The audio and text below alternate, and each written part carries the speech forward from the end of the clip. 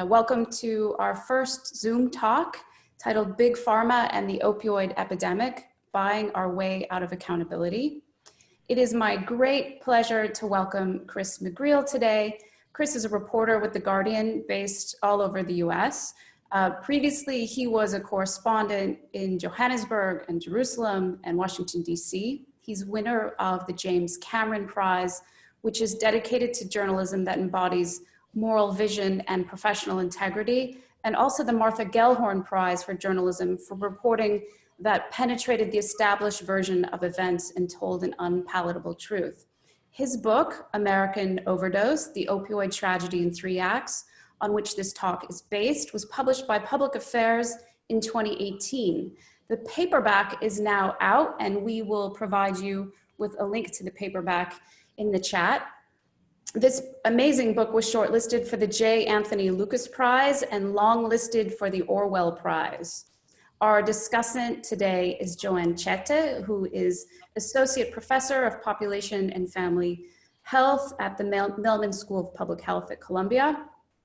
We also have a lot of co-sponsors of today's event, and I'd like to thank them all because they are crucial in getting the word out about our talks. First, I'd like to thank our ISHR's Human Rights Graduate Group, especially Jonelle Bailey, who was integral in supporting our invitation of Chris. SIPA, the School of International and Public Affairs, Human Rights and Humanitarian Policy Concentration, thank you. Also SIPA's Technology, Media and Communications Concentration. The Columbia Mailman School of Public Health, Global Health, Justice and Governance Program is another co-sponsor. And last but not least, the Society of Fellows and the Heyman Center for the Humanities. We thank you. The Heyman Center had initially offered us a room in which to host this talk, perhaps at another later date. And last but not least, Barnard College's Human Rights Program. And I'd like to give a shout out to Magdalena Medley, our communications coordinator, without whom none of this would happen. And a warm welcome to my Human Rights in the United States students who read Chris's book for the course. Good to see you all. I will now hand over to you, Chris. Thank you. Okay. Thanks for coming to listen to me talk about one epidemic in the middle of another. And by coming, obviously, I mean from your couch. These epidemics are very different beasts, as you know, and I'm sure you're sick of hearing about coronavirus. So I'll limit my observations to that, about what it tells us about what happens when a government takes an epidemic seriously, whatever criticisms you may have of the president on COVID-19, compared to what happens when an epidemic runs unchecked for years. And in turn, what that tells us about the subject of this talk, which is the drug industry and accountability for the opioid tragedy. More than 500,000 people have died as a result of the opioid epidemic over the past 2 decades, and it's probably a lot more. At least half of those, so 250,000 lives, were lost to overdoses on prescription pills. And most of the rest of those deaths had their roots in the huge surge in the use of heroin and fentanyl, which again has its roots in the opioid painkiller prescribing that opened the door to the next wave of heroin use. At its peak, the opioid epidemic was claiming about 50,000 lives a year. But before it even got to that, right through the 2000s, the death toll was escalating, and most of those deaths were from prescription painkillers. And yet what's so striking about that decade and into the 2010s is how little was done in the face of all the evidence of an unfolding calamity. And despite plenty of warnings from people who knew what they were talking about, unlike COVID-19, there were for many years no real government action, no mobilization of public health services, no awareness campaign, no attempt to curb the spread of the source of addiction and death, which were the opioid pills, prescribed in their billions like no other country. I mean, to give you one statistic that gives you an idea of the scale of prescribing in the United States, in 2016, dentists alone in the United States wrote prescriptions, 11 million prescriptions for opioids. Dentists in England wrote 28,000. So if you say that the US has a population about 7 times the population of England, you get an idea of the scale of the difference. Somewhere 150,000 prescriptions compared to 11 million.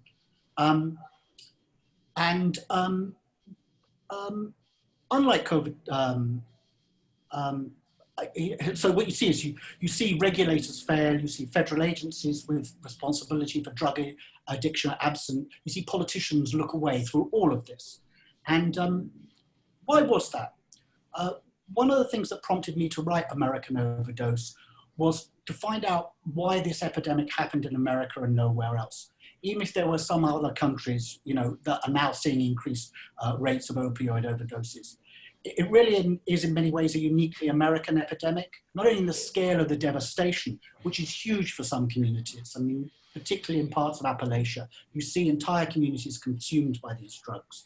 But in how it came about, that's also pretty unique. And that's in large part because of the different way American medicine works. It's less a health service in this country and much more of an industry. And what you see with the opioid epidemic is an industry that created a demand for painkillers. It behaved not unlike the heroin cartels in getting Americans hooked and then feeding them ever larger doses of their drugs. And that industry, not just opioid manufacturers, but drug distributors, that are amongst the largest corporations in this country, even though you probably haven't heard of them. The pharmacy chains, sections of the medical profession, they made billions of dollars out of all of this. And then when the scale of the unfolding crisis became clear, first to doctors on the front line, and eventually to federal institutions like the Centers for Disease Control and Prevention, you see the industry throw its huge resources, and it has huge resources, into keeping the door to mass prescribing wide open by influencing regulators and above all, politicians with the simple narrative of blaming the victims, blaming people who became addicted, who were dying. Essentially the message was, it's the people that's not the pills that's the problem here. And now that it's facing a public reckoning for the epidemic it created, the drug industry is again using those huge resources, but this time to try and buy its way out of accountability and among other things to keep its executives out of prison. And so far it's been pretty successful about that, to be honest. So let me take you back to the origins of this. How did this epidemic happen? I mean, how can you have hundreds of thousands of people die in a man-made disaster and millions of people become addicted and it not become a national scandal until way too late? I mean, it's worth bearing in mind that this epidemic began when Bill Clinton was in the White House, and no president spoke about it publicly until Barack Obama in his last year in office. That's how long it grew before it got the kind of attention. When you think about the difference between that and COVID-19. And by the time Obama spoke about it, tens of thousands of people were dying every year. So like so much in life, this begins with good intentions. In this case, a group of doctors frustrated at their inability to offer effective relief to people suffering from chronic pain, which is, you know, chronic pain can be really debilitating for people. It can take over their lives, mentally and physically debilitating.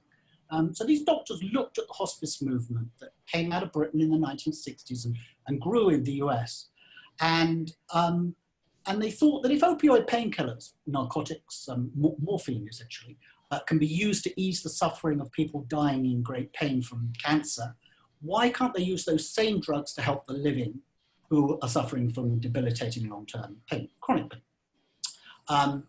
And those same doctors thought that the principal obstacle to that was an unreasoned stigma against the use of opioids, which had long been regarded by the medical profession through the 20th century as dangerously addictive, and they've been very cautious about prescribing them.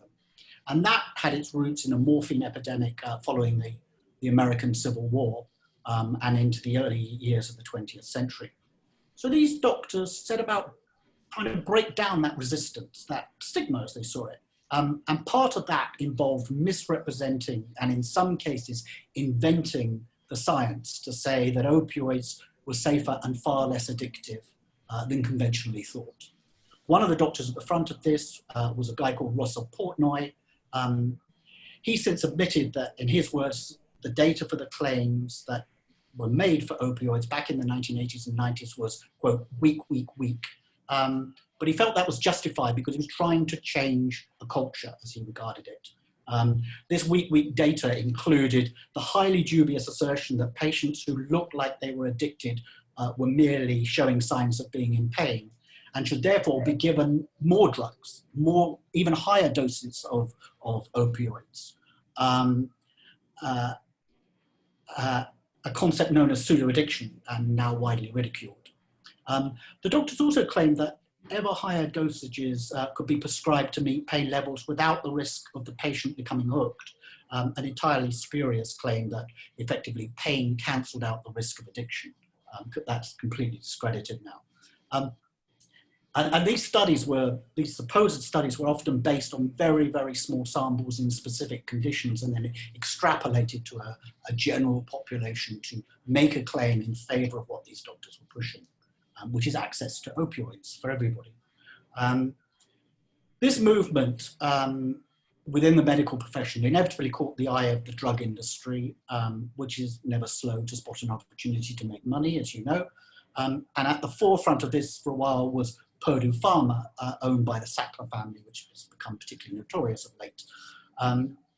Purdue cooked up a high-strength opioid called OxyContin, which it persuaded the Food and Drug Administration to endorse as safer and more effective than other narcotic painkillers on the basis of no evidence whatsoever. And then it set about selling this to doctors with vigor. And it's worth looking at how that happened. It essentially came out of the marketing department of Purdue. OxyContin originally was envisaged as a drug that was high strength, but it would bleed into your system slowly. It had a particular coating on it so that you wouldn't have to keep taking pills every few hours. You could take them every 12 hours. And that was the original concept. But the marketing department for Purdue discovered that doctors still shied away from it because they thought it was dangerous because it had so much narcotic in the drug, so much morphine or OxyContin in the drug. Oxycodone was the drug. And so when the marketing department told the company that, the company decided that the only way they could persuade doctors to take this drug, to prescribe this drug, was to tell them that it was safer than other drugs. And they did that with an entirely false claim, invented claim, a marketing claim, essentially, that if you took these drugs as high strength as they were, if you took them every 12 hours, that was less addictive than taking them every 3 or 4 hours, which firstly wasn't true. It was based on statistics that showed you get a peak every time you take one of the drugs, and if you take them more frequently, you're more likely to become addicted. Of course, with OxyContin, you were getting a much higher peak, so in fact it made it more addictive. But they persuaded the FDA to endorse this claim, even though there was no evidence for it, and then they sent their sales reps out to persuade doctors of this. And one of the things pharmacies in the US do is they sell prescribing data, which Purdue Pharma was able to buy. And so it was able to target those areas where pain relief was already being prescribed and used. And that was places particularly like West Virginia, parts of Appalachia, where you had a significant numbers of people who were using pain relief because they did manual labor, their bodies felt, years of the toll of years of digging coal or logging. Previous generations had used moonshine or marijuana more recently, but along came these opioids and they were actually quite effective, but they're also addictive. And this marketing operation was really striking for quite a few reasons. Firstly, it was the FDA said it was the biggest marketing operation it had ever seen of its kind.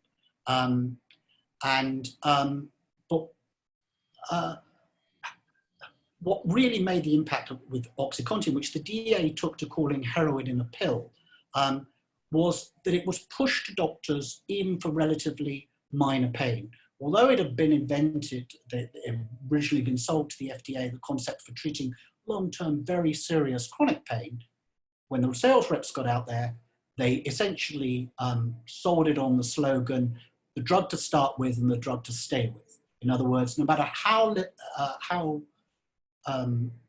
less your pain, this is the drug that you want to be taking. And that proved very, very effective. Purdue sales went up very, very rapidly. But no one told the patients about the dangers of taking opioids, let alone high-strength ones, because the manufacturers were telling these doctors that these drugs were safe. And the doctors, in effect, were getting their education from drug sales reps with no medical experience whatsoever. One of the things that was a real shock to me when I was researching this book was how little training doctors get in pain management, and particularly the use of opioids. So when these sales reps from Purdue turn up pushing papers, making spurious claims across the desk, doctors don't know any better. And you have doctors getting their advice on treating people with pain from sales reps for a drug company. That was their primary means of education for a lot of them, which is in itself is pretty shocking. There's no doubt that all of this was illegal, because in 2007, as the numbers of deaths escalated, Purdue Pharma was actually prosecuted by a federal prosecutor in a part of Virginia, and they pleaded guilty to a criminal offense and paid a $600 million fine for mis-selling OxyContin as safe when it wasn't. And 3 of its executives were convicted too, but then they just went on doing the same thing. And you can see the impact of this on a CDC map, which tracks opioid overdoses year by year from the late 1990s. The first sign is a red dot in southeastern West Virginia that rapidly year by year spreads like an amoeba. And then you see other red dots bursting out all over the place in eastern Kentucky and Ohio, parts of New England, parts of the South, until there's red blotches all over the country as the death toll escalates and this spreads across the US. And the sales push was successful in so far as it went. That was the first push by Purdue. But what followed then was the idea the company wanted to get the prescribing of opioids into every hospital in the country as a default treatment for pain, effectively, not just by doctors in their clinics. And one of the most important ways that Purdue did this, and in league with other drug companies who were getting on board by this time, that was seeing the opportunities to make money, was through a body called the Joint Commission. And that effectively licenses hospitals in the US. And hospitals need the Joint Commission's stamp of approval to get access to government funds like Medicaid and Medicare. So hospitals are very keen to stay on the right side of the Joint Commission. And one of the edicts that the Joint Commission came to hand down was actually cooked up by Purdue Pharma and other drug manufacturers. Johnson & Johnson spring to mind. And it was as a result of creating a false narrative of an epidemic of untreated pain, to which opioids were the answer. And they used what amounted to a front organization funded by the industry, the American Pain Society, which a US Senate report later called a pawn of the drug makers and a cheerleader for opioids.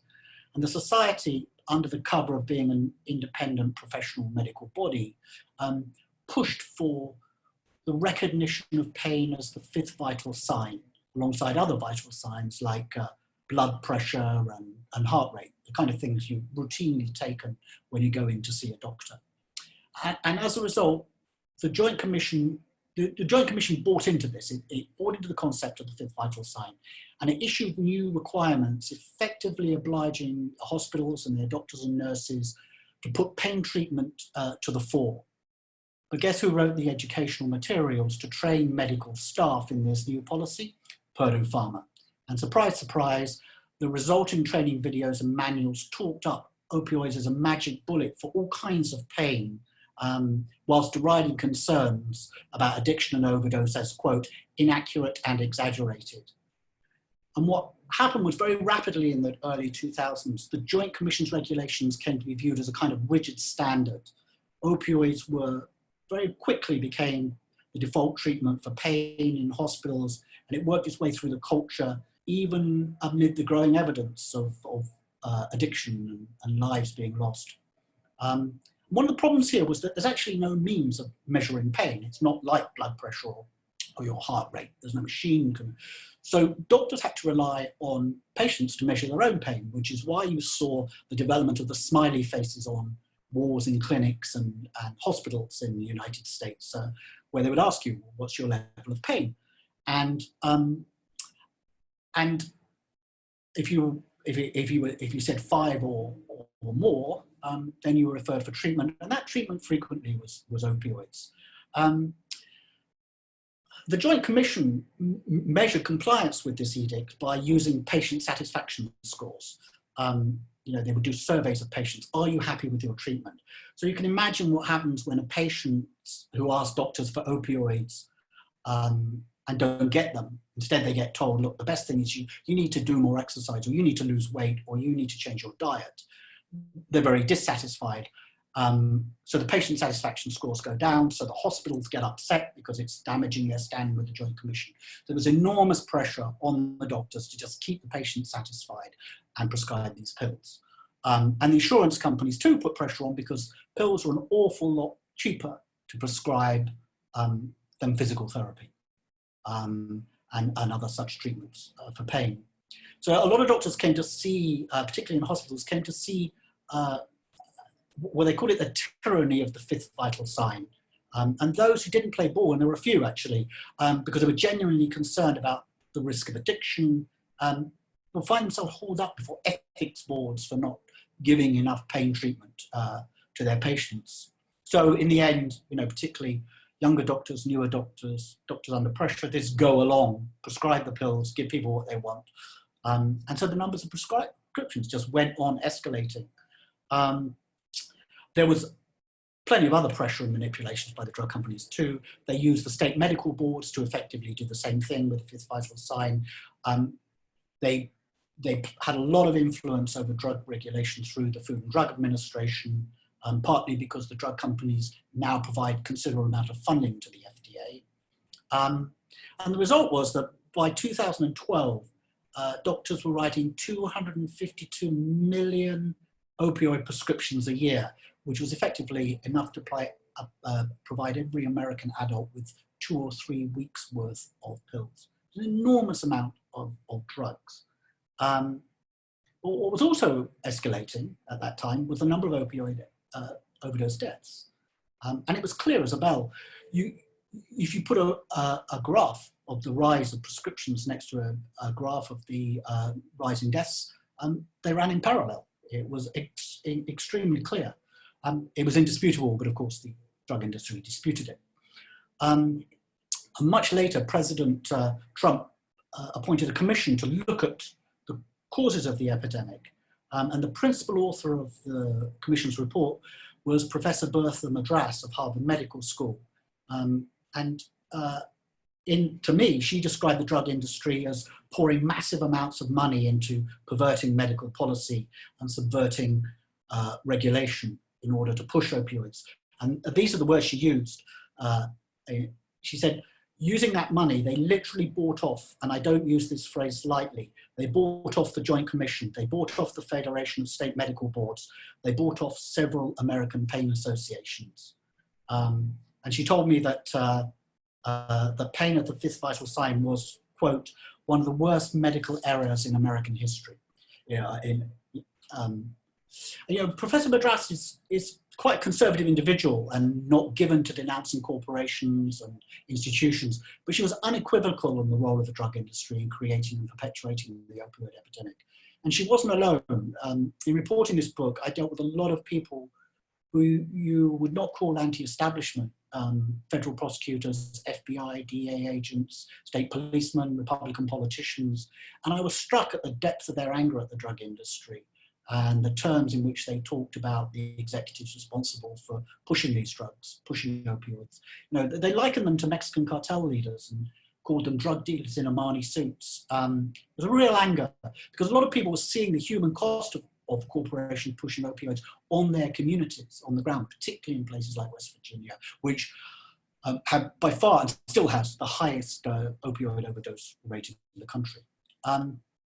So one of the big questions for me was how this epidemic could run on for nearly 2 decades before it got the attention it deserved, or at least 15 years before it really was talked about seriously. Why didn't anyone speak up? And well, they did. One of the heroes of this story is Dr. Jane Valentine. She's a specialist, became head of pain management at Harvard Medical School and is Associated Hospital, Massachusetts General. And at first she had bought, as a pain specialist, into the promise of opioids, but she began to see what was happening to her patients. She saw how they became dependent on these drugs, and how the drugs changed them, and they needed more and more of these drugs to go on managing the same levels of pain.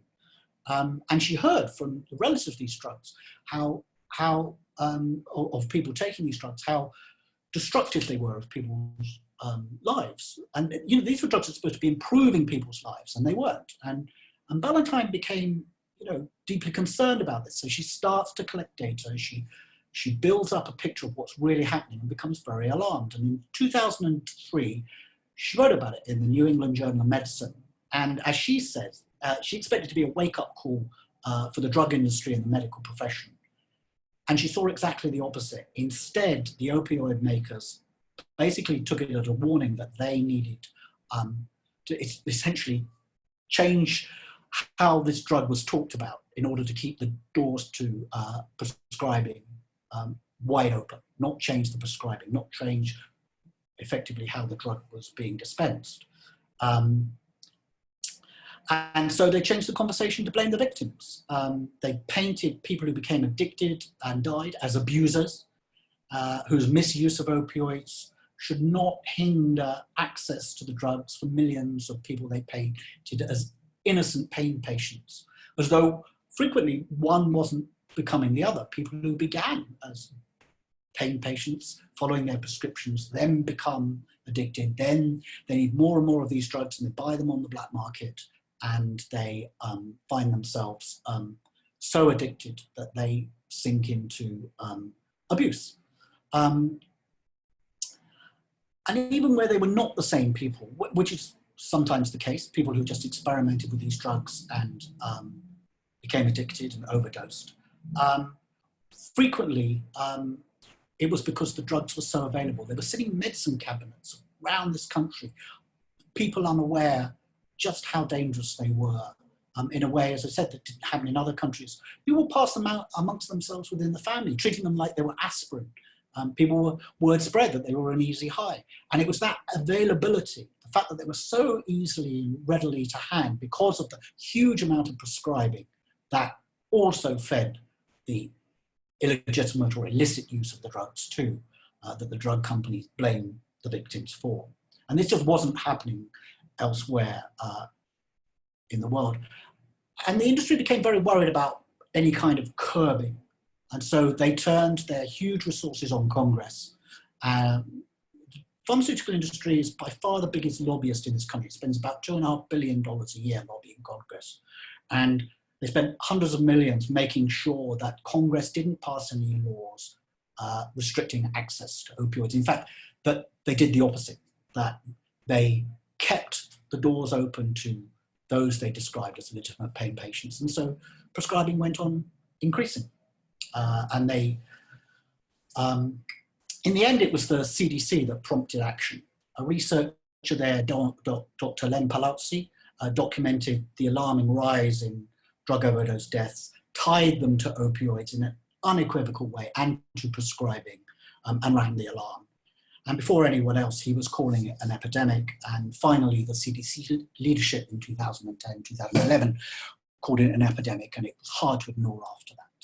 So the pressure grew to rein in the prescribing, but it took years, and the drug industry was very resistant to, and remains resistant to, curbs on prescribing, even to recommendations by the CDC that doctors not prescribe opioids as the first default treatment for pain, or that they dial back dosages and the amount of pills that are given out by doctors. And the industry continues to pursue, particularly in Congress and the courts, its policy of blaming the victims. So where are we now? In the face of all the evidence, you might think that the drug industry would have drawn its horns in and even apologize. Think again. The opioid makers, the drug distributors, the pharmacy chains, they're facing thousands of lawsuits now. Many of them are gathered in a single action, the largest single action of its kind, a federal action since the state sued the tobacco companies over smoking. It's all still in its early days, but a pattern is emerging. In many cases, the defense by these companies, which run, some of them are big names like Walmart, CVS, Johnson & Johnson, rests on the old strategy of blaming the victims. But the drug makers are also trying something else. They point to the rise of use of heroin and fentanyl deaths, which now outnumber prescription painkiller deaths, to say that the epidemic is about illegal drugs and has nothing to do with them or their pills or the prescribing, as though one had not helped create the other. The instigators, they've unhitched one from the other. After years of showing utter indifference to the lives of the people that they blighted in the pursuit of profit, they're now arguing that to rake over the past and apportion blame detracts from focusing on efforts to save the victims of addiction. So we shouldn't talk about the past, let's only talk about what we can do for the future. And the drug companies, of course, are presenting themselves as the people to also solve the problem they created. The other pattern that's emerging is of companies offering financial settlements, instant money in return for a form of absolution. They're offering agreements with counties, with cities, trying to reach settlements with those that are suing them, that studiously make no admission of wrongdoing. In addition, company documents remain sealed, documents that, if they were made public, might attract the attention of a prosecutor or politician wanting those who made the decision to go on addicting Americans and killing Americans because it was profitable to be held to criminal account. All of this has frustrated the victims and their families, that the drug industry appears to be doing what it's done for years, which is buying its way out of accountability with financial settlements. This is not uncommon with the drug industry, it does it all the time. But the difference with this particular epidemic is that so many people have died. They regard this as the cost of doing business. They've made so many billions out of it. They'll make some payouts now, they still emerge profitable, and they're not the worse off for it. It's not difficult to understand why a lot of local jurisdictions and some state governments take the money on offer, even if a jury might award something larger down the road. For a start, the cash is available almost immediately, instead of having to wait years for appeals to work their way through the system. They're desperate for money to deal with the consequences of this. Places like West Virginia, Eastern Kentucky, they're dealing with large numbers of orphans, they're dealing with large numbers of unemployed people, homeless people, all as a result of this. It's been devastating for their communities, and the pressure on social services can be enormous. But the problem with these deals is they deny the victims a public exposure of the actions of the drug company executives who profiteered from the opioid epidemic. The settlements not only studiously avoid any admission of wrongdoing and keep secret the hard evidence of farmers' greed and cynicism, it hinders any attempts to understand why this epidemic took hold in America and not other developed countries. And it also perpetuates the industry's attempts to blame the victims. There are a lot of people out there who want an acknowledgement of wrongdoing by the drug industry because it lifts the stigma from those of their loved ones who died of drug overdoses, who are essentially blamed for it. One company that has fought publicly was Johnson & Johnson after it was sued by the state of Oklahoma last year. And it's quite telling because the drug maker got badly burned in court. The company's lawyers pursued a strategy of blaming the victims, as we know, blaming doctors, and also blaming Mexicans for this whole thing. And what was interesting was how Johnson & Johnson constantly framed this. They didn't call it an opioid epidemic, they called it a drug abuse crisis. So again, back to the problems, not the pill, it's the people. And then, that's all about shifting responsibility. The company actually in court painted itself as a victim of unwarranted smears by grasping opportunists trying to lay their hands on its money, and when all the company was trying to do was help people who were in pain. And right through the court case, it continued to claim that it ran a sales campaign very similar, in fact, modeled on the Purdue one, of selling drugs as safer, very powerful opioids as safer than they were, completely misrepresenting the science. And what it argued in court was it was just educating doctors.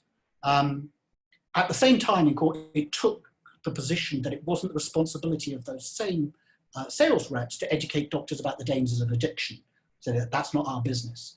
That should be for the medical schools, which does raise an important question about why doctors weren't getting that education and were relying on drug company reps. Interestingly, when the verdict finally came down late last year, the judge was unsparing in finding that Johnson & Johnson ran a, quote, false and dangerous sales campaign that lied about the addictiveness of opioids, even when it was confronted with the evidence that was, its pills were causing deaths.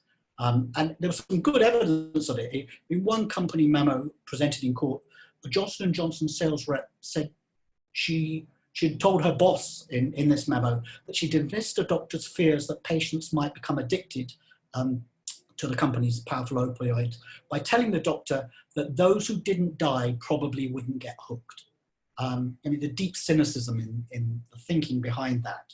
And it was also revealed in court that Johnson & Johnson had hired the consultants McKinsey, which recommended the sales force focus on doctors already prescribing large amounts of OxyContin by its rival Purdue. And amongst the list of opportunities for increased sales McKinsey listed was a proposal to, and this is a quote, target high abuse risk patients, i.e. males under 40.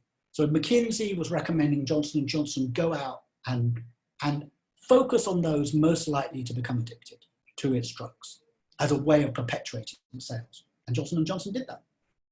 The judge, in his verdict, found that Johnson & Johnson's, and this is what he called it, false, misleading and dangerous marketing campaigns have caused exponentially increased rates of addiction and overdose deaths. And he said the company lied about the science, about the strength of its drugs, about their effectiveness, and about their addictiveness, which is, you know, pretty damning stuff.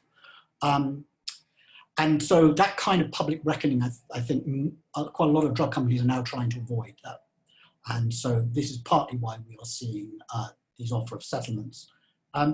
My own experience with Purdue Pharma and its representatives, and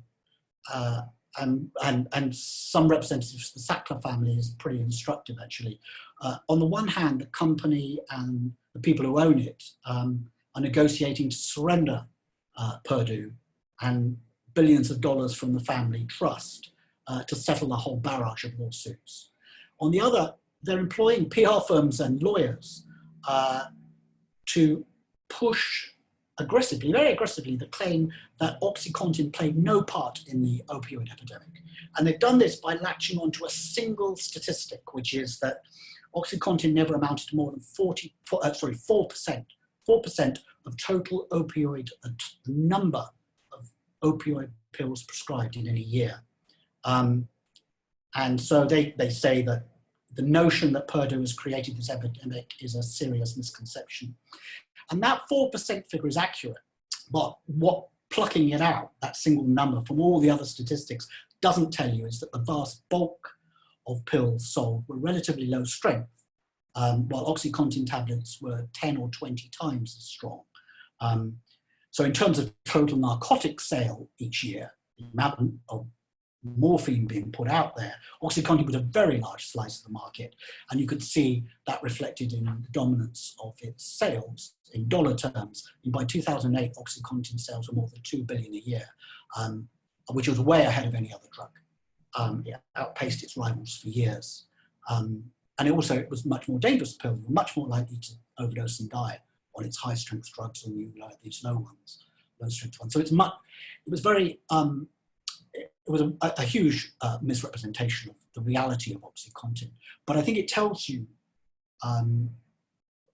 the mentality of both Purdue Pharma and its owners, the Sackler families, that really they're not acknowledging any culpability in this. They're not apologetic. They're paying out to buy their way out of trouble. I raised this with Purdue and the Sacklers representatives, and interestingly, their lawyer sent a legal letter to The Guardian, or several actually, making a series of entirely spurious claims, which they include, I demand I include in my stories, but I'm not allowed to attribute them to the Sacklers lawyers or PR firms, or even identify that they were part of making these claims. And one question I put to them was to inquire why, if OxyContin played no role at all in this epidemic, the family is giving up its company and billions of dollars. I can't tell you what the lawyers said in reply, but what I can tell you is that when I read it, I burst out laughing. But this is typical Purdue. After the company pleaded guilty in 2007 to the criminal charge that it paid $600 million fine for, and it signed an admission of guilt, admitting all the things it had done that were illegal. And its three of its top executives convicted. Its company as lobbyists went out through Congress afterwards and told politicians that the firm had only made the plea bargain as a business strategy to get the cows out of the way, and it just carried on as before. And that's the great concern, that things just go on as before, that we don't learn the lessons for it. For a while, the worst hit place in America was Huntington, West Virginia, and the county it sits in. And the mayor there is a guy called Steve Williams, and he's pressing very firmly for criminal prosecutions of those he says are responsible for the epidemic. He's the one that called them drug dealers in Armani suits. Because he thinks that these big corporations allowed to pay fines and civil penalties and buying their way out of accountability has got us to where we are now. And as he put it to me, he said, I can guarantee you this, that if an executive all of a sudden knew that they were going to be hearing iron doors closing behind them, that would immediately send a ripple throughout all of the corporate boardrooms. All it takes is one public execution. And that is really what so many people out there want to see, and it remains to be seen if we will see that kind of action, or whether the drug companies will indeed be able to buy their way out of this one too. And I'll leave it there. Thank you so much, Chris, for that overview. I will hand over to Joanne now.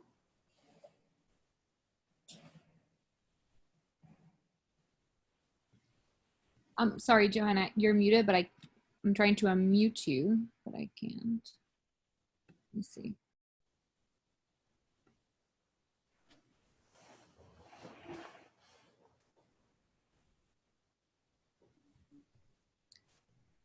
There we go. Sorry about that.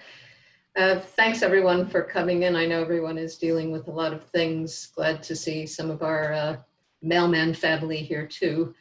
I thank Chris McGreal very much for this valuable piece of work, which I sincerely recommend to anyone who wants to understand the overdose crisis in the US. I think it highlights better than any single work I know the greed, corruption, and scientific deception behind these hundreds of thousands of preventable deaths. In our classes at the Mailman School, when we talk about this problem, we consider that there are basically three reasons, or three kind of sets of reasons, for the overdose mortality crisis in the US compared to, as Mr. McGreal said, compared to in other countries, say in Europe. One reason is that the US has clearly failed to invest in proven, cost-effective health and harm reduction services for people who use drugs, including things like the supervised consumption facilities where people are allowed to come and inject their drugs in a setting where they can get immediate help if there is an overdose. We've gotten nowhere with those. A second is the heinous and racist hyper-criminalization of minor drug offenses in this country that is an enormous impediment to steering people to such health and social services as might exist. And the third reason is the one that's brought so well to life in this book. That is the perfect storm of poorly regulated pharmaceutical manufacturers and distributors, finding ready collaborators among unscrupulous and often unqualified providers of prescriptions, all protected by lobbying and corruption that kept government regulation at bay. In the academic world, where good science is our culture and our credibility, we should see in this book a cautionary tale about the ease with which science was distorted to become an engine of this unethical and deadly marketing of medicines. Science was distorted by those who knew that they would somewhere in the medical world find people who had a vested interest in buying into the distortion. And it was distorted at the expense of health professionals who, as Chris McGreal has well portrayed, sincerely and legitimately wanted there to be much broader access to pain medicine to relieve human suffering. In this tale of what I think is a very sorry hour for American medicine, bodies with authoritative sounding names like the Academy of Integrative Pain Management, thanks for bringing us that one, Chris, funded by industry, managed to rewrite mainstream science while the regulators neglected their duty, and even the National Institutes of Health, on which we rely for objective science, unfortunately exemplified the perils of closeness of research bodies to for-profit entities. Doctors had for a long time, as Chris said, been poorly trained in both addiction and pain management, which strengthened the hand of those with a strong pseudoscience narrative. So I think this book is an important backdrop to understanding one of the vexing policy challenges that we're left with, which is finding that delicate equilibrium where there's adequate access to carefully prescribed opioids for legitimate medical use, and also where there are adequate controls to prevent the less medically sound or illicit uses. As we're beginning to see in a number of states, the pendulum has swung in the other direction, from drowning in opioids to being back in a situation in which people who may benefit medically from opioids are unable to get them. And now we have the added twist that a range of opioid medicines, including fentanyl, are greatly needed for intubated COVID patients. And it will be very interesting to see over time, we may not ever know really how much the shortages that we're seeing of opioids for this use may be related to the tighter regulation that's come in the wake of the story that this book tells. But a lesson from the book for me is that we're unlikely to achieve that policy balance unless the stranglehold of the pharmaceutical industry lobbyists on legislators and regulators is loosened, and the science of both pain management and addiction, the real science, is better taught to doctors and better made known to the public. For me, this book is also a graphic lesson in the profoundly twisted policies and practices that can thrive in the dark shadow of the stigma related to addiction and drug use. This question of how the pill mills could have been allowed to do their egregious work for so long, at least partly answered by stigma. In my work, I've had the opportunity to visit so-called addiction treatment facilities around the world. In country after country, addiction treatment may be one of the world's least monitored, least regulated, most abusive, and least scientifically sound area of healthcare, which I'm putting in quotations. For what other population besides people who use drugs would we label as treatment? Things like being chained to the bed, or being engaged in forced labor, being forced to do labor, or being made to engage in humiliating acts of self-deprecation, or even in some countries, partial lobotomy, all those in the name of addiction treatment. Once people are reduced to just junkies in the minds of policymakers and the public, all bets are off when it comes to ensuring any kind of humane and scientifically sound care. So part of the denouement, as Chris has just said, of this story, the pill mills have been greatly curtailed, but this was done without the appropriate accompanying measures, by which I mean pulling out all the stops to ensure that everyone who needs treatments for drug dependence can get it, especially the agonist therapies using methadone and buprenorphine, for which we have decades of evidence of their effectiveness. That didn't happen. The coverage of these therapies remains low. The barriers to access to these treatments are too many to note here, but stigma and cost are important ones. The poor access to treatment for so many people caught up in the overprescription phenomenon was not lost on the black market sellers of heroin and fentanyl, who understood quickly that their customers had few places to turn for safe opioids, and in many cases made it easier and cheaper to get fentanyl-laced heroin than to get buprenorphine. So there's lots to say, there's lots more to talk about. I don't want to take time from the question period, but I do want to say finally, as we're thinking so much about essential workers and appreciating their courage, I hope we will remember to add to that list investigative journalists. Without a book like this, we would understand much less well this horrible catastrophe of preventable death and craven state failure. Thanks.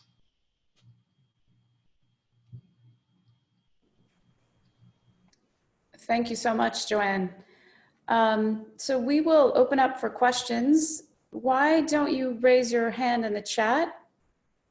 And, or if you're shy, you're welcome to just write your question into the, great. I'm gonna start with one question.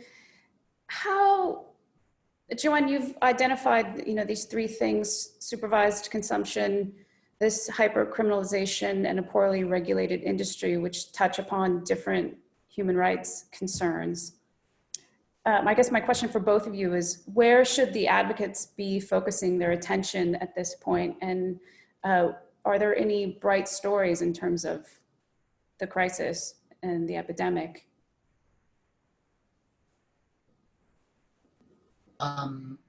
Bright stories, yes, certainly. I mean, Huntington, West Virginia, which I was talking about at the end, which was the peak of it at one point, there's been a real concerted effort there that's had a huge impact. And one of the key parts to what they've managed to do there is to break down the stigma around addiction. As Joanne mentioned, one of the reasons the drug companies could get away with pushing this for so many years was the real stigma around addiction, and also the stigma around the parts of the country in which this occurred. So, West Virginia, Eastern Kentucky, I mean, they feel looked down on by the rest of the country, and I've got to say they are looked down on by the rest of the country. So if people were overdosing and dying in places like West Virginia, attitude of, a lot of people on the East Coast is, that's what hillbillies do. And so it wasn't hard for the drug companies to blame those people for their own condition. And one of the things you see in Huntington is a concerted effort with the mayor, with the medical department, the health department, the police, to destigmatize drug use and to draw people in for help. And it's been very, very effective at, they hired social workers to go out with the police officers so that when people overdosed, there were people on hand, not to lock them up, but to find out how, direct them towards treatment. And then that treatment was followed through on businesses in town. Once you had more sympathy for people who started to, who were overdosing, or people who were addicted, started to provide jobs and opportunities. The police completely changed the way that they saw this. And this was revealed to me by the then police chief, a guy called Hank Dial, who said to me, he just looked down on people who became addicted. And he said they'd overdose and then they'd overdose again and eventually they'd die. And you think, well, we tried and helped them and they never get out of this. It's their own problem. And he said he admits that within the police department, there was a complete lack of sympathy. And then he said when the nature of addiction and how hard it is to get out of was explained to him, it reminded him of something he'd been taught years earlier about domestic abuse, which is in the police for a long time was the attitude, or, if you're being beaten, why do you stay? They couldn't understand the trap of domestic abuse, and they blamed women who stayed and were abused again. And then the police were made to understand the nature of domestic abuse and why people might be trapped in those relationships. And he came to see addiction as the same thing. And there was a mindset, a change of mindset on the police force in Huntington. So you do see that, and they brought the numbers down, and it's had a huge impact in lots and lots of ways. So there are stories like that, and you can find those stories in New England, in Ohio. So definitely, and I think it's very telling that most of those initiatives are local. There's still a huge absence of national leadership, federal leadership, even in many cases state leadership, although some states are doing quite well on this. But most of these initiatives are local, their county, their city, or whatever, yeah. I think Joanne. Lara, if I understood your question, I mean, lots of places are doing much better on addressing these issues than the United States. And yes, it's true that now we see more municipal and sometimes state initiatives because it's hopeless to expect anything from the federal government. But in Canada, for instance, you have a real discussion about the fact that we have to think really outside the box now, beyond the sort of traditional harm reduction thoughts that we've had about preventing HIV and hepatitis C. We have to think about the fact that there are some people who, for one reason or another, are getting their drugs on the street. And now we need to think about how to make more safe that supply, or this a supply of drugs that they might get. In Canada right now, in Vancouver, there's an experiment going on with hydromorphone being dispensed out of an ATM kind of machine that is biometrically protected for people who have prescriptions, have seen a doctor, but it's enabling people to take their own initiative much more than in some of the rigorous and rigidly structured treatment programs. I mean, things like this really need to be brought to the fore in policy discussions in this country. The whole matter of testing street drugs to see if they have fentanyl in them.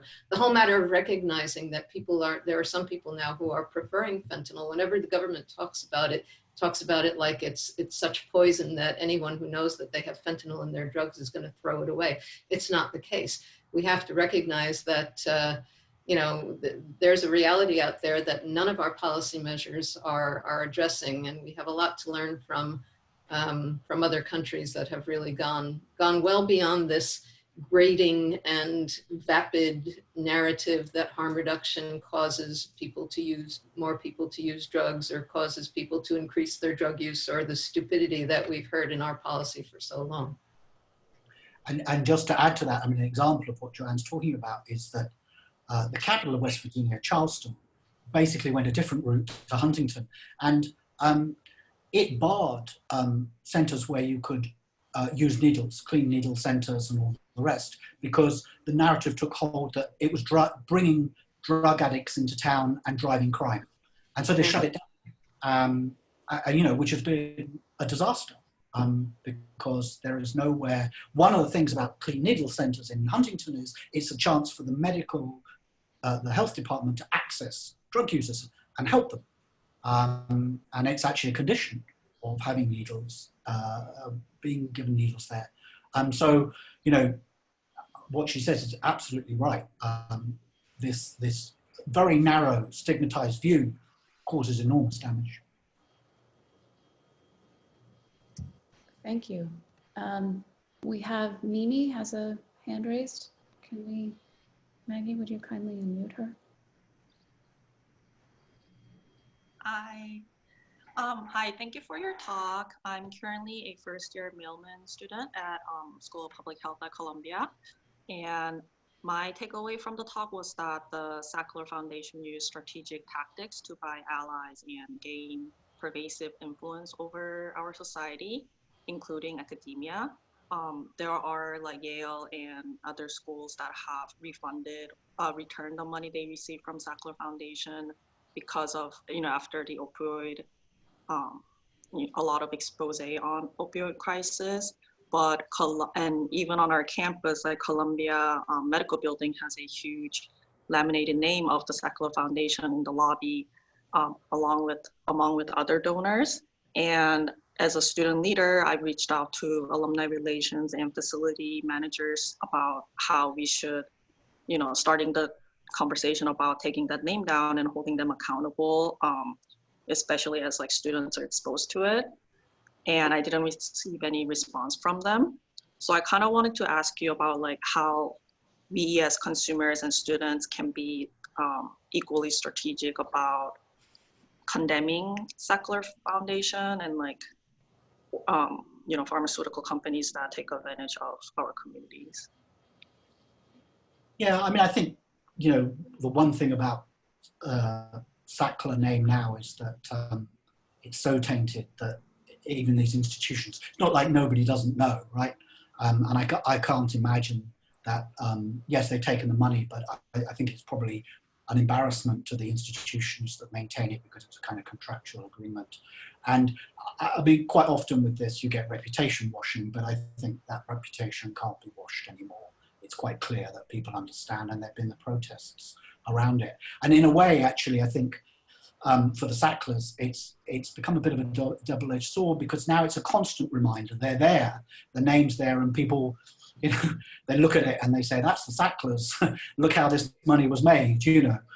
It's become a perpetual embarrassment in a way.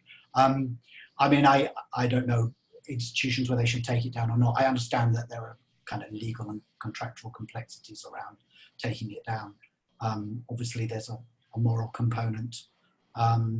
But it is, you know, a reminder that these institutions should look at who they take the money from in the first place, right? I think that's the real lesson. I mean, you know, the London School of Economics was taking money from Saif Gaddafi, of all people, until it came out during the Libyan revolution, where it's getting its funding. And in return, giving him a PhD he hadn't even written. So, you know, I mean, it's corrupting, as you say. And I think the onus is on the institution. Look at where this money is coming from. Reacts before rather than after. I think maybe one of the things that can be done to counteract whatever honor is brought from the donation of the Sacklers or dishonor would be to also keep up advocacy for better curricula in the medical schools and in the allied health schools on the matter of both pain management and addiction. I think that would kind of counteract what has really been achieved and undermined in the work of these companies. Yeah, and I think in terms of the money that they spent, much more worrying to me is how that money influenced what Joanne's talking about.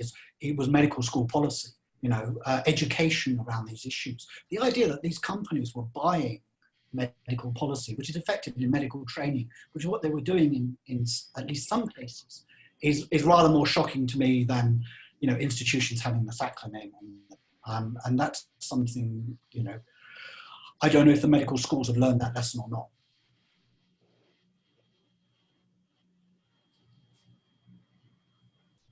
Thank you. Thank you, Mimi. We have a question from Hannah Connolly in the chat. She's asking about communities in Appalachia using marijuana and moonshine before the opioid epidemic. And she asked whether the legalization of marijuana could have curbed the epidemic. Yeah, so that's a question that comes up a lot. And the answer is I don't know. I mean, the fact is, you know, opioids proved very effective, I suppose, in a way, at least for a while, for a lot of people. You know, marijuana has its downsides, right?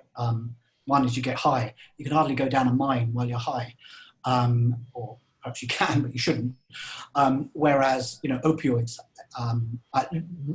when they were taken at relatively low strengths, didn't have that effect. And so you could take them to combat pain. I don't know is the answer. There's certainly those pushing that idea. But of course, the thing about this was that that these were legal drugs. That's why part of the reason they became so popular is that you could get a prescription, you could carry them around, and there's, you know, nothing the police could do, really. And even if you were carrying somebody else's pills, the chances were that you know, police weren't going to do anything about that. So, I mean, the fact that they were legal was a huge attraction, the reason a lot of people turned to them. I don't know what difference the legalization of marijuana would make. So, of course, the whole matter of the impact of the legalization of marijuana is a subject of very active research in a lot of places, notably the states where it is legal. As you know, before there was legalization at the state level, it was very hard to do any kind of medical research on marijuana because access to research, to permitted marijuana for use in research was so limited. We do have some studies that show at a very high ecological level, at a population level, that suggests that in places where marijuana is legal, there has been at some points in the evolution of this opioid crisis, less of a tendency to turn to opioids for pain. I think we need we need individual level research to look at decision making around that. And I think some of that research is going on, but it's a good question. I think unfortunately we're far from legalization in some of these states that have been most affected, some of the ones that are especially examined in Chris's book. Thank you, Joanne. Caroline has a question in the chat anticipating my other question as well. And she's asking if you can speak further on why the countries haven't experienced this epidemic. Thank you, Joanne, for mentioning Vancouver. I'm from Vancouver. And there you go. Yeah. Long, and she's interested in legislative structure, culture, medical education. One thing, Chris, you mentioned in the book, I wanted to mention is the Creedon Act. And his sister was actually a student in our human rights in the US class a few years ago. And the Creedon Act aimed to get doctors more educated in these opioids, but it didn't go anywhere. So has there been any progress on that front since that legislation was sponsored by Mary Bono? So maybe you could speak about that in comparison with other countries. Sure. So the Creedon Act, it was sponsored by Mary Bono and by Hal Rogers, who's a Republican congressman from Eastern Kentucky, who was an interesting character. He's very conservative in many ways, but on this, he saw what was happening to his community early on, and his part of the country is really badly devastated. And he had campaigned very effectively for all kinds of things, including doctor education, and that was resisted very much by the medical profession, or by the American Medical Association, amongst others, who said it will be an additional burden on doctors. And so it didn't go anywhere. There is now increased training in medical schools, but there's still no legal obligation on doctors to have medical training to prescribe opioids. Whereas, ironically, there is a requirement for them to have training to prescribe opioids that are a treatment for opioid addiction. So they don't have to have training to prescribe the opioids in the first place, but they do have to have training to prescribe the treatments, which seems slightly absurd. You probably need less of the latter if you have more of the former. I think the difference with other countries is really quite fundamental, and it's about who controls healthcare. In most, let's say Western European countries, you know, the medical profession and health ministries, government ministries, on the whole, control medical policy. And I think that's the distinction with the United States. Medical policy here is so much influenced by the industry, whether directly through Congress, through the American Medical Association, whatever it may be. So, for instance, if you take the UK, you know, you have a Ministry of Health, and then you have various medical bodies, and essentially they have much greater oversight of how and in what circumstances opioids are prescribed, and it's much more tightly controlled, even though they have seen an increase in prescribing. And that is true of most other countries. I mean, one of the countries with the highest rate of prescribing in Europe is Germany, but it's still under much more controlled circumstances. People just don't go home with the same number of pills as they go home with in America. And that applies not just to opioids, that's in general. I mean, if you go into a pharmacy in the UK and you want to buy ibuprofen, for instance, you can't buy more than a dozen tablets. I can walk into a pharmacy in America and buy 300. And you know, you see this across the board, and one of the justifications for that is that it's not convenient for the doctor to keep writing more prescriptions. So they would write a month's worth of prescriptions. And that's about finances. Whereas in public health services, they're looking at what's best for the patient. They don't necessarily get it right, but you just haven't seen dispensing in that way. And what you have seen is in much more controlled circumstances. So doctors now are much better at looking out for signs of addiction. But again, because of the pressure of the system and the economics of the system, the insurance companies and all the rest, they really didn't have time to do what they should have been doing. I mean, one of the myths that was sold at congressional hearings by the drug industry was the idea that before doctors prescribed or re-prescribed opioids, they were sitting down with patients and spending a lot of time looking at signs of addiction and talking to people and all of that before they re-prescribed. And this was part of the, you know, the protections that the drug industry said was built into the prescribing of these drugs.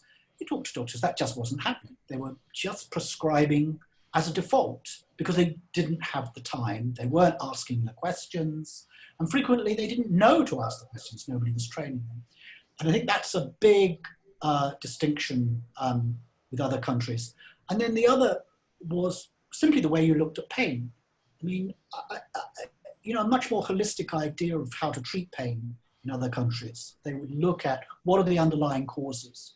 One of the things that came out, partly as a result of pain as the fifth vital sign and the smiley faces, is that the idea that you could drive down pain to zero, the pursuit of zero pain.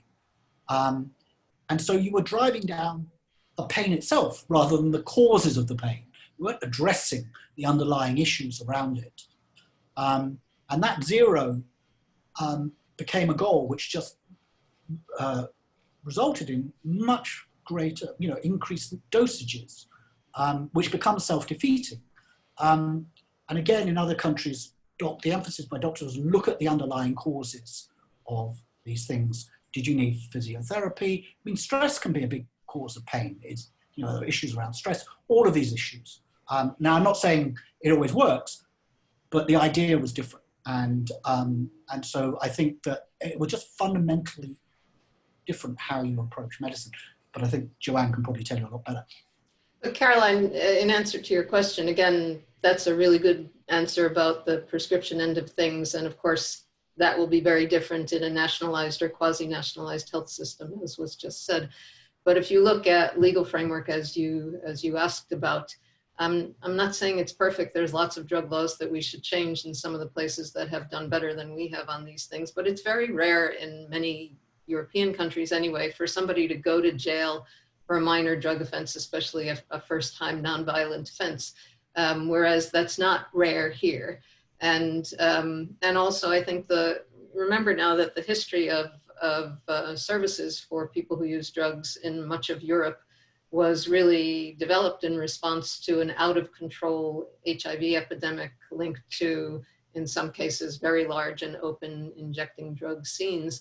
And, you know, reacting at that time, a lot of countries really, as we say, lowered the threshold, really removed the barriers for getting to things like methadone and clean injection equipment. So you had a real scaling up of those services in a way that we've never seen here, even in response to this terrible crisis of mortality that we're in the middle of. So, you know, I think in Switzerland, when they first, you know, just opened the doors, flung the doors open for methadone, for instance, I don't think you even have to say your name. Whereas here you have to probably fill out a 10-page survey to get, I mean, you know, it's a whole different, has been a whole different level of pragmatism around some of these services, and much more integration of things like opioid agonist treatment into primary healthcare systems than we have seen here, where again, we have a standalone separate system heavily regulated by the drug enforcement authorities for something like methadone. So I think that there are many factors that we could cite. We actually have a whole course on this in the Department of Population and Family Health that looks at this very question of why things have evolved in such a different way in the United States. But the fact that we can't get past, again, this idea that harm reduction causes people to use drugs or encourages people to use drugs, and we can't get past this idea that the only thing we can aspire to in our population, in our policies, is that everyone be abstinent from all drugs, is just crazy and is a real sticking point. I see in the chat it says, what's the name of the course? I think the course which I teach is called Human Rights Perspectives on Narcotic Drug Policy or something like that. But anyway, it's in the Department of Population and Family Health. You'll see it. Thank you, Joanne. Can I ask a follow-up question on the cultural aspect of Caroline's question? One of the authors we read during this week is Bruce Alexander at Simon Fraser University, who does work on the globalization of addiction. And he looks at these structural causes from a more macro perspective, and how the pressures of individualism and competition as being a substitute for people looking for social, cultural, and spiritual wholeness, in his words.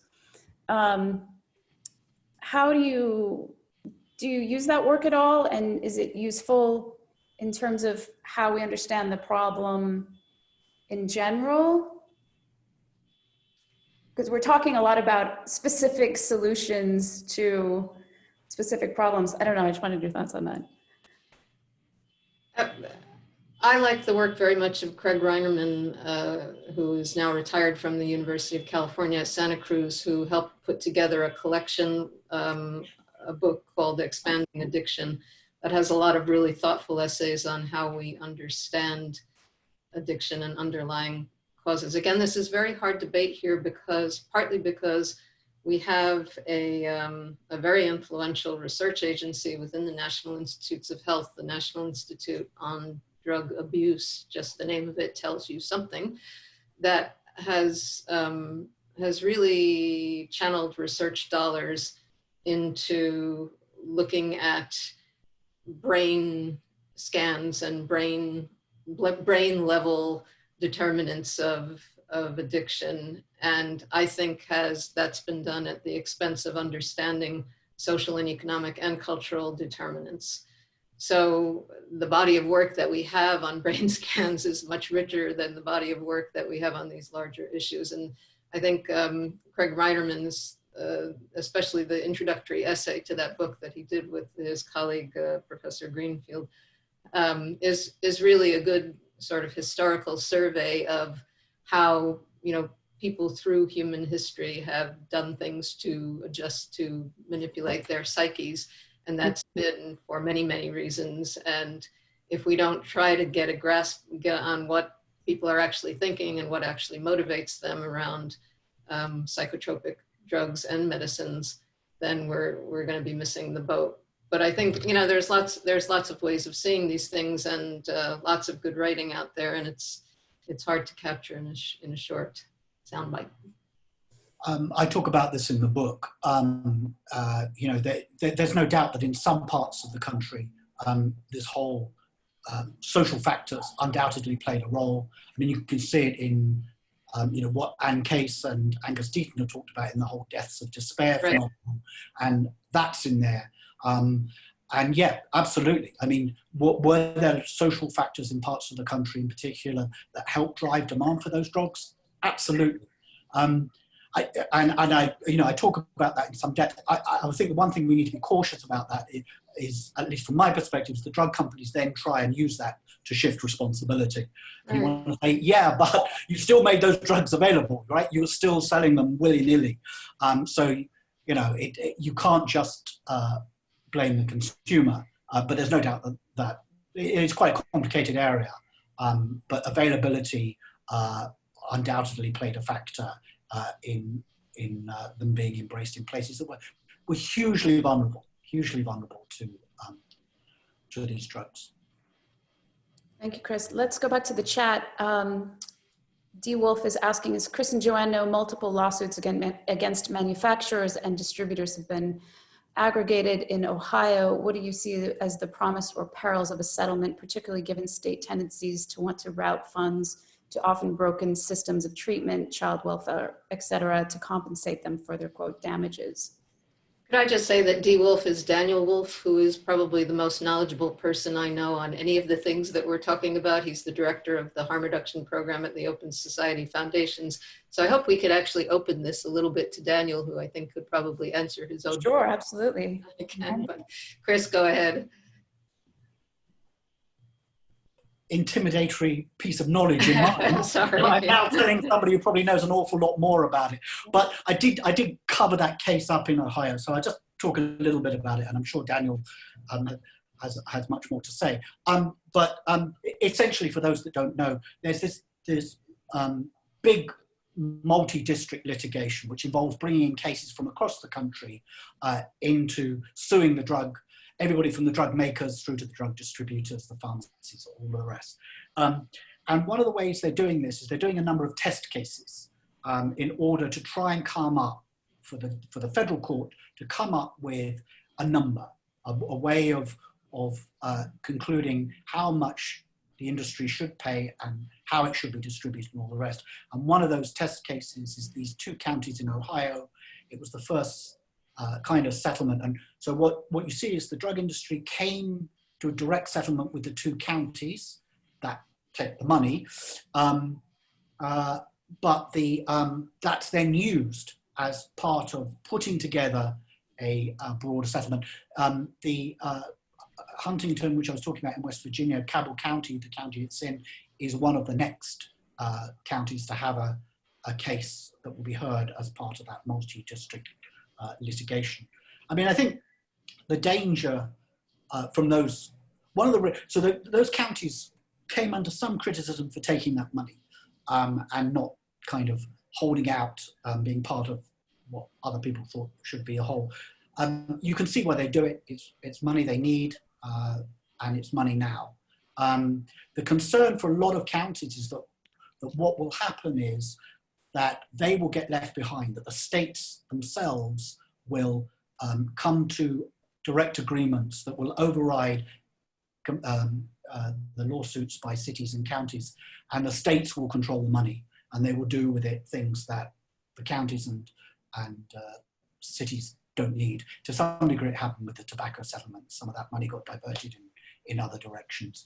So there's great concern around some kind of behind-the-scenes deal between the states and the drug companies at the expense of the cities and the counties, and that it will all end up as a stitch-up. And on top of that, one of the things that came out with Ohio that was a great concern was the families there saying, yeah, but all the evidence has now been sealed. It's been hidden. We need to know in public what these people did. Now, the lawyers have been quite good. They're insisting, and I asked them about them directly, the lawyers, the plaintiffs are saying, no, down the line, we will insist that all of this documentation is made public. We will ask the judge to do it and all the rest. But as things stand, that hasn't happened. As things stand, all of this stuff that came out, like the Johnson & Johnson case, about what these people did and when they did it, remains hidden away. So, yeah. With that thought, I'll leave it to Dan. Hi, thanks. I wasn't actually asking a question that I knew the answer to. I appreciate the kind words. I will say that I was on a call. I have been on a number of calls with various plaintiffs in some of the pending cases. And it is my sense that states are not taking the opportunity to re-examine their responses to drugs, but are looking for money to shore up what they have always done. So some of the things that Joanne was talking about and that Chris has mentioned about sort of innovation or rethinking, I'm not sure it follows that will happen even if what people are talking about, which is potentially $25 billion worth of settlements, occurs. And also just to say that if the tobacco settlements are if that past is prologue for what we're going to see with opioids, it's not even clear that states will use the money for drug-related Right. at all, especially in the COVID moment, when everyone is desperate for money of all kinds. So I don't know, as Chris mentioned, many things are happening behind closed doors. The settlements are negotiated between high-profile attorneys or groups of attorneys general and companies and the judge, but plenty of cause for concern. And that's why I was asking the question, not because I had the answer, but thank you. Thank you very much. Any final comments? Shall we go back to the chat? Yeah. Nadia Cross is asking about many of the locations that have been impacted by the crisis are known to be conservative areas. The family members of victims of the crisis appear to be more skeptical of the pharmaceutical world. Do you find that those you interviewed, Chris, became equally skeptical of the government? Well, so, I mean, what she says is true, many conservative areas. I think what's interesting to me is that they were, often those areas have been skeptical of the government for years. They're suspicious of government and have been less skeptical of industry. And what you see change is an awareness of the nature of corporations and how they can act, or at least some of them. And a disappointment that the government, particularly federal regulators, and there's a lot of anger out there for reasons I haven't really talked about at the Food and Drug Administration and its part in this. And so it's in a way, it's almost like things are reversing themselves in that their faith in corporations has actually diminished. And yes, they're angry at the government, but angry because they thought the government should be playing more of a role. You know, and these are often the same people who over the years have talked about diminishing the role of government and government intrusion and all the rest. Not always the case at all, but in some of those areas, you definitely see that. So I think there's a kind of rethinking of the role of each of those things in life. And it's interesting for me to talk to some of those people. Like I was saying earlier, you know, very conservative people in law enforcement and all the rest, who have things to say about corporations that you wouldn't normally imagine them saying, and in very, very strong language. Yeah, but has it reinforced their faith in government? Absolutely not, no. But perhaps what it has done is open the idea that there is a role for regulation, that actually there is a role, a greater role for government in how you in controlling things and how you influence policy. I think perhaps it's led a bit more to that, which we may well see with coronavirus as well, actually, as a result. Joanne, any comments on that question? No, that's all right. Okay. Let's see, we will take the last few questions here and then wrap up. Wall Street was able to snatch tobacco settlement funds under the standard Wall Street excuse of reinvesting settlement funds back into the market, with the end result being affected families didn't get much at the end. Has something similar happened in opioid settlements, and how can we protect affected families? I think that was just addressed, but the earlier part of that question is about what's happening with drug and alcohol use in the COVID situation. And again, I would ask Daniel, sorry. We know that we have good cause to be worrying about people who have to show up every day to get their methadone, for instance, and the state authority here has encouraged the methadone programs to give 28 days of take-home doses in certain circumstances. And same for, again, this is not just in the US, same for access to injection equipment. We're not at a point where we should be doing one-for-one exchanges. We should be sure that people are walking away from needle exchanges with the equipment that they need when everybody's under stay-at-home orders. Daniel, do you happen to know if there's really, I know in New York City there is, but in the rest of the state and in other states, is there good action on loosening up take-home doses and so on? You're muted. Hold on. Can we unmute him? Yes. Thank you. Oh, there you go. Hi, everyone. Yeah, I mean, as I think some people on the call probably know, federal authorities like the SAMHSA, that the Mental Health and Substance Use, the Substance Abuse Administration, and the DEA, et cetera, have relaxed some restrictions. So for example, it is now possible to initiate buprenorphine treatment based on telephone exchanges when that was never possible. Right. There have been recommendations for increasing people's ability to take home methadone, et cetera.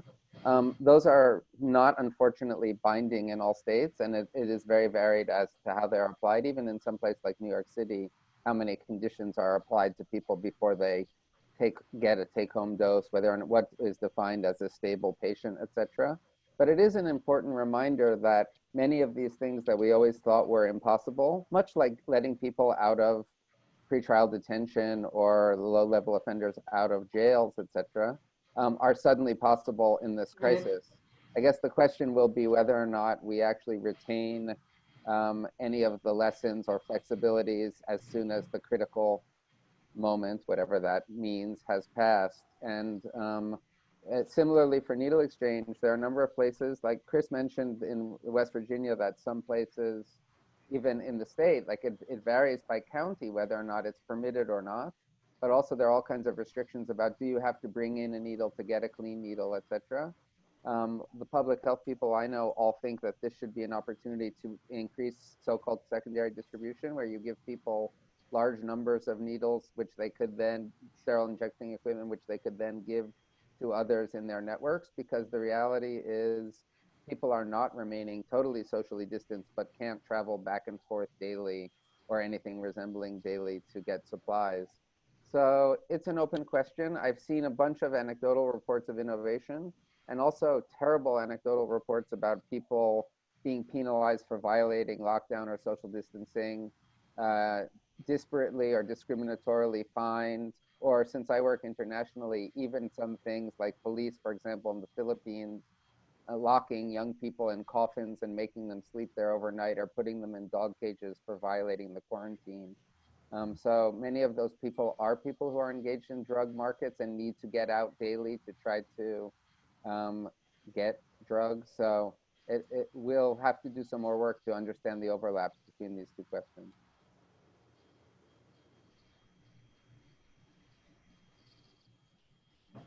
Any final comments?